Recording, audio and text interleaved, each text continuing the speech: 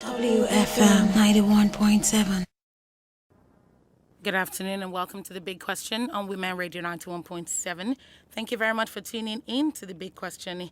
Here we discuss and prefer solutions to the issues that affect us as a nation and as citizens. We have been running this 16-day series on 16 Days of Activism on Violence Against Women, and today is day 7. Today is the day 7 of the 16 days of activism against gender-based violence, and this is an annual international movement aimed at addressing issues of violence against women and girls. The campaign began 25th November 2022, the International Day for the Elimination of Violence Against Women, and it runs all the way through to December 10th, the Human Rights Day. Now, during this 16 days of activism against gender-based violence, we will be reviewing some organizations and their achievements and strategies in the prevention and elimination of violence against women and girls. My name is Sumto Titilayo Ajama, and you're welcome. My guests today, or guests in this case, plural in this case, are Lady Philomena Imo, President Netete or Netete Initiative, Ekwase Egbe, Vice President Netete Initiative, Southwest Nigeria, and Reverend Nusa Aladeshelu, PhD, friend of Netete Initiatives. Good afternoon. Thank you very much for joining us. Good afternoon. Good afternoon. Good afternoon for having us. Yes, complete 3 voices. I like that. Thank you for joining us. Good afternoon again.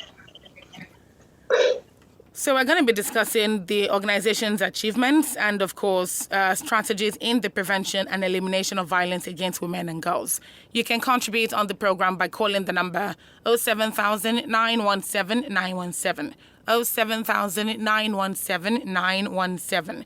You can always send in a text message or a WhatsApp message to 0703 175 6537. 0703 175 6537. I'm going to start with you, Lady Philomena. Can you give us a brief introduction of your organization, just very briefly? Dear listeners, good afternoon. It's my pleasure to give you a brief information about Netete Initiative, an organization that was established in 2019 by a group of accomplished Benin professional women across the globe with the purpose of empowering women and girls in order to change the existing narrative about Benin women as it relates to human trafficking, lack of education, poverty, and breakdown of values and ethics. Within this very short period, Netete Initiative has distributed food palliative to about 300 households during the COVID-19 lockdown. We have organized several skill acquisition trainings for women and girls, after which about 148 participants have benefited from our interest-free loans to assist them establish or improve on their businesses. We have organized seminars to create awareness on sexual abuse and advocacy during the celebration of the Women's Day in March 2002 and the International Day of the Girl Child in October.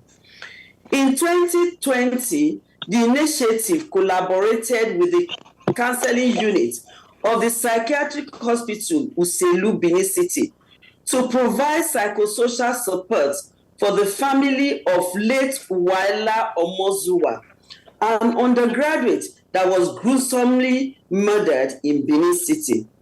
We also offer scholarship to students in secondary and tertiary institutions. Empower women and girls to become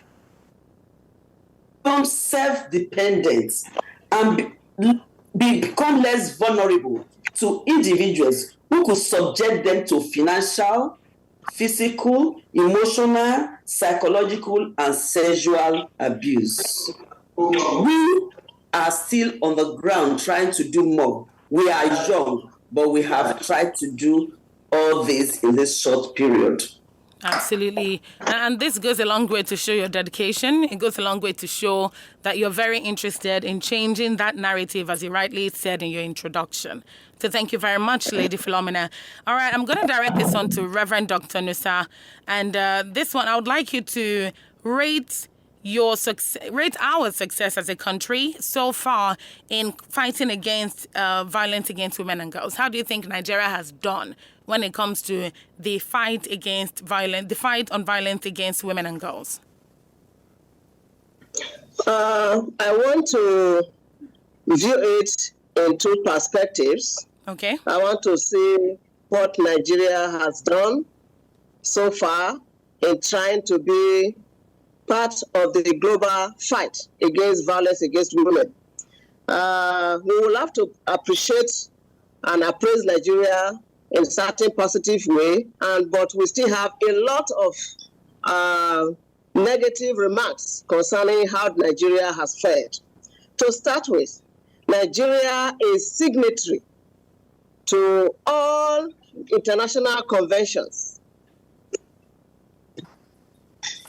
All international conventions, particularly the CEDAW and other UN laws and policies that Nigeria is supposed to be a part of, fighting injustice and abuses of human rights in the country. Mm-hmm.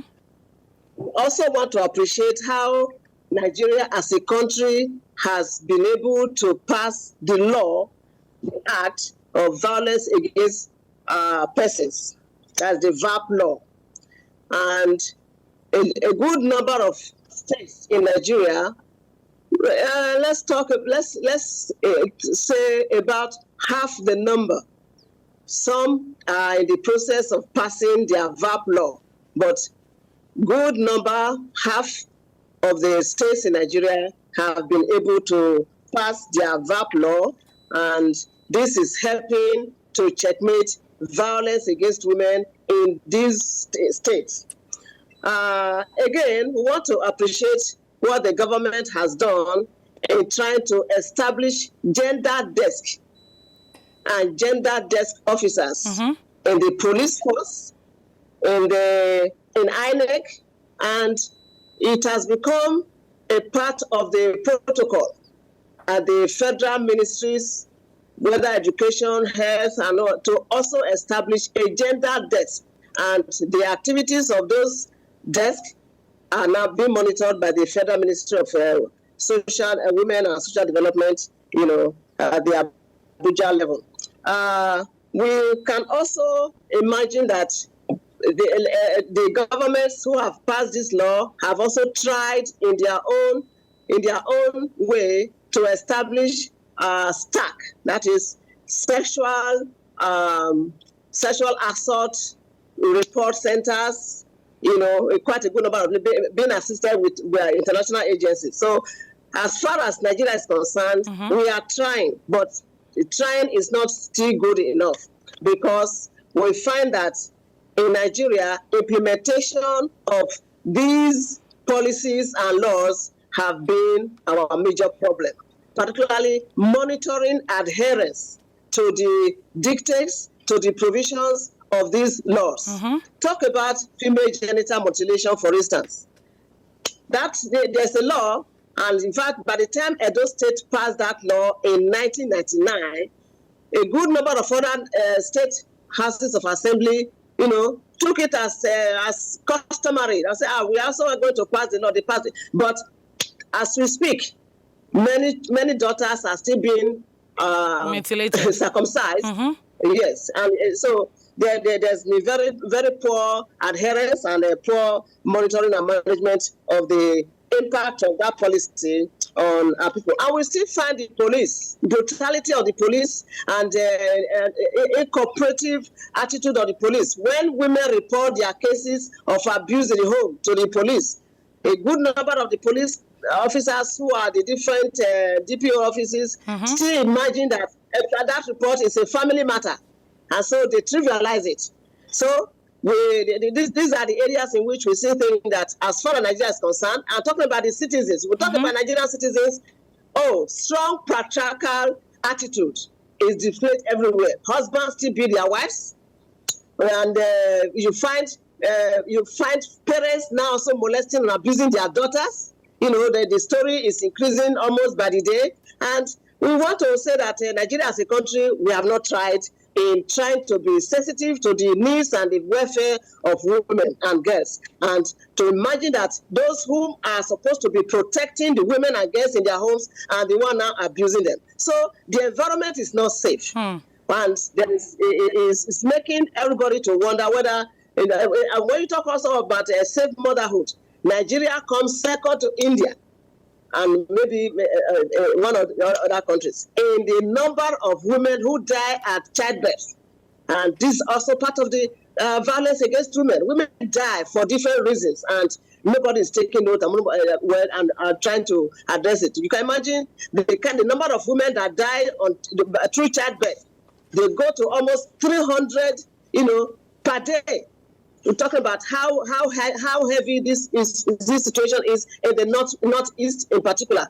That is almost like a plane load. And if you were to hear that a plane crashed and 300 people died, that would be a headline news. Exactly. But this is not in the headline news. So I think Nigeria is not doing well in implementation and also making provisions, to monitor and to ensure that women's life matter in Nigeria. Absolutely. Reverend Nusa, you've really explained a lot when it comes to the limitations that are being faced, and particularly with the rates of the success of the country. So basically what I'm hearing you say, because you've given Nigeria like 40% pass mark from what you've just said. From what you just said, like Nigeria has got like 40 out of 100. 40% for policy. 40% for policy and 20% for implementation. Exactly. That is what that's your rating. And if any child comes on with a 40% pass mark in your grade, even you as the mother, you're looking at the child. Yeah, my darling, you did not do well. You did not do well. You need to study harder. So that basically says that there is a lot more that needs to be done. Now, still talking about that lot more that needs to be done, let's bring it back to Netete as an organization. Let's bring it back to that. So I'm going to focus this one on you now, Mrs. Ekwuase. Still talking about what more needs to be done. Netete has done a lot more, a lot already. But you'd agree with me that looking at the future and with what Reverend Nusa just said, a lot of cases increasing on the daily basis. What more do you hope to do as an organization as part of the struggle to end gender-based violence? Thank you so much for this opportunity. As an organization, Netete Initiatives hopes to do the following as part of the struggle to end gender violence. 1, awareness creation. We hope to do that by getting necessary approvals from the authorities to go to schools and engage parents through the PTA, Parents Teachers Association, where these parents, males and females, will need to come. We'll educate them. We'll let them know that these children need to be brought up well, with good value. You know what? You give what you have. Most of these men watch their fathers beat their mothers. And what are they doing now? They are beating their own wives in the presence of their children. And guess what? There'll be transgenerational abuse. These children will do that. Their own children as well. So you give what you have. They have to settle their differences within closed doors and let there be good values. And they should be good role models to their children so that this has to stop. And the male child should be equally trained, giving so much attention, not just the girl child. Because you find out that focus is on the girl child, and then these boys are not well brought up, and they go and tell girls differently. Secondly, we want to do that by having mentorship programs for parents school children as well as out-of-school girls. At this point, I yield my mic. Thank you. Absolutely. Thank you very much. Now, I really like the idea. I really like the strategy that you just mentioned, going to the authorities to get permission and approvals to engage the parents through the PTAs. Now, a lot of people would say, oh, you can go into the communities and talk to these parents, but going to these schools basically just spells out the fact that in every parent-teacher association, automatically you know that you're only speaking to parents of the children in these schools. So it's very strategic, and I really like that approach. And then what you talked about, focusing on the male child just as well as the female child, thank you very much for that, because I think more young boys need to learn that life is not the way it looks like out there. We need to teach them better so that they can teach so that they can teach their children better as well. Thank you very much for that. And then the mentorship program, thank you. All right, so it's 21 minutes past 12, and this is still Women Radio 91.7. We're still highlighting the organization's achievements and strategies in the prevention and elimination of violence against women and girls. This is in commemoration of the 16 Days of Activism, and today is day 7 in this series of 16 Days of Activism against gender-based violence. If you've been tuning in from the very beginning, you understand how far we've come, and we still have a ways to go. It only gets better because today we're focused on Netete Initiative. I'm speaking with Lady Philomena Imohe, President, Netete Initiative, and Ekwase Egbe, Vice President, Netete Initiative, Southwest Nigeria, as well as Reverend Nosa Aladeshilu. I'm hoping I got those pronunciations correctly.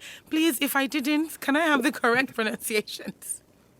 You do well. You do well. Hey, You are doing well. Thank you so much. Thank you so much. In more hair, okay. Netete Initiative. All right, thank you so much. You can call to contribute, send in text messages or WhatsApp messages. The number to call is 07000 917 917.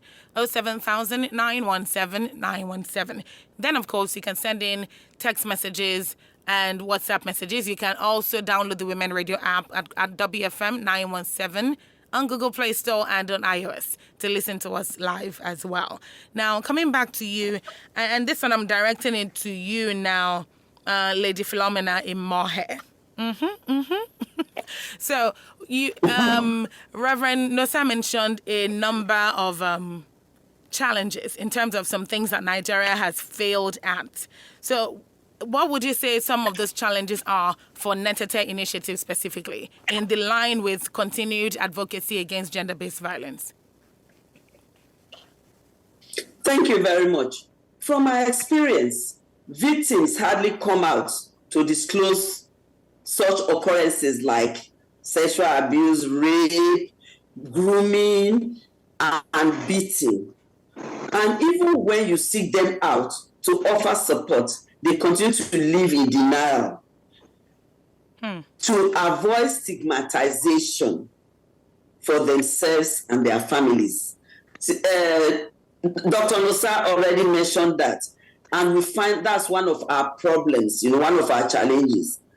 They also are afraid that their predators could hurt them, and so they do not come out. Another challenge that we have is lack of enabling environment to persecute offenders, as reflected in the attitude of some law enforcement agencies, which create frustration for the victims and their families. You will recall that I said we give out loans. Yes. Because the loans are to help the women and girls to become financially independent and avoid abuse. But we also have difficulty in the repayment of this interest-free loan. I emphasize, the loan is interest-free. Yes. They just have to pay the principal. But we have encountered some problem. However, we are working tirelessly to ensure that all loans are collected. Another challenge is the lack of cooperation among NGOs, which the theme for this year unites. activism to end violence against women and girls is very apt. Yes. From inception, Netete has always been in partnership with other organizations. You will recall, I told you, in our help of Mozuwa's case, we collaborated with a psychiatric hospital, we even collaborated with some lawyers to help support the family. Mm-hmm. We collaborate with other NGOs and bodies to make sure that we do not walk alone. And this has helped us. So these challenges are there, but we'll continue to work hard to make sure that we bring novel ideas that will help reduce abuse in our society. Thank you. Thank you so much. Thank you so much. So coming back to you now, Dr. Nisa, you mentioned earlier that there's not enough adherence, not enough monitoring as regards the provision of the VAP law. You also mentioned a number of other things as regards some of the limitations or some of the places that you think Nigeria has not done well so far. What is now your call to action? What is now your call to action in dealing with gender-based violence? What would you say? And I'm asking for this call to action on behalf of Netete and on behalf of Nigeria. What is your call to action to Nigeria as a country as well? Nigeria will need to improve significantly in the enactment of more laws to deal specifically with different issues of violence against women. Now, there are some aspects of the CEDAW that Nigeria representatives in the Federal House of Representatives and the Senate have refused to identify with, particularly talking about the age of when a girl becomes a woman. They refuse to adopt that because more than some of them still marry underage girls, and they are refusing to identify that when a girl marries before age 18, she cannot be called a woman, and she's not yet an adult, and therefore, she should be so treated and given the full protection. But because they are abusing such women, they have refused to align that with the VAP law and other issues of the CEDAW. So we are also asking other states that are yet to pass their VAP law into action to do that without any further delay. And we are also encouraging the states that have established their SAC, that is Sexual Assault Report Center, as we local man would like to understand it. They are available in the states where they are already established, going to about 20 states, and the public is not aware. So many, like Lady Mohe said just now, many people are suffering in silence. Some of them are living in denial because they don't know where to report to. Some of them are even afraid. If I take this matter to the police, if I have to get a lawyer, where will I get money to pay? Now the SAC centers are available for free. You have policemen there, you have a counselor there, you have a lawyer there, you have all the paraphernalia that will make your case light and be addressed, and for you to be assuaged on these issues where you are suffering abuses. Hello? The public awareness and campaign to encourage people to access these facilities. And we'll ask the local community leaders to also ensure that their communities become more gender-friendly and women-friendly in their patriarchal issues. Absolutely. Thank you so much. Coming back to you now, Mrs. Ekwase. So in line with what you spoke about as regards what to do better, you talked about mentorship for parents. I want you to quickly shed more light on that as we're wrapping up. Yes, we need to help them, engage them, mentor them, get them to speak up, stay close to them, empower them in ways we've been doing and we can still further do, and really put them in the right space.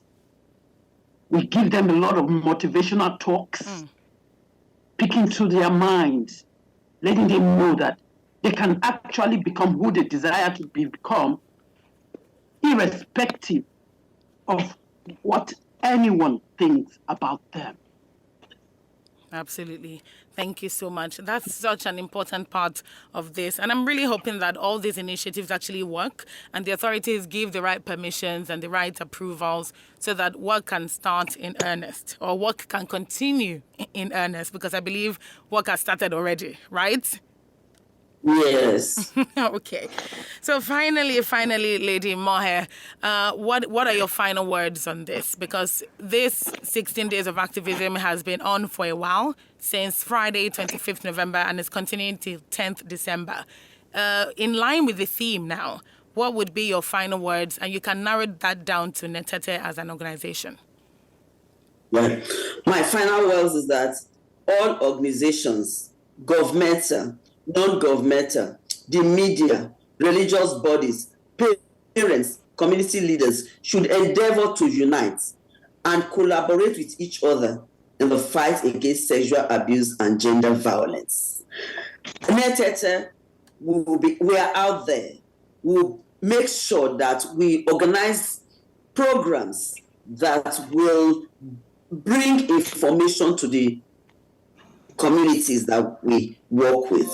In our last seminar, we went to the street to get out of school girls, those girls that sell orange by New Benin Market and all. They were part of our seminar and they were very happy. They learned very new things that would help them in their lives. So let us put our hands on deck. One, we chase 1,000. Two, we chase 10,000. Cooperation is the word.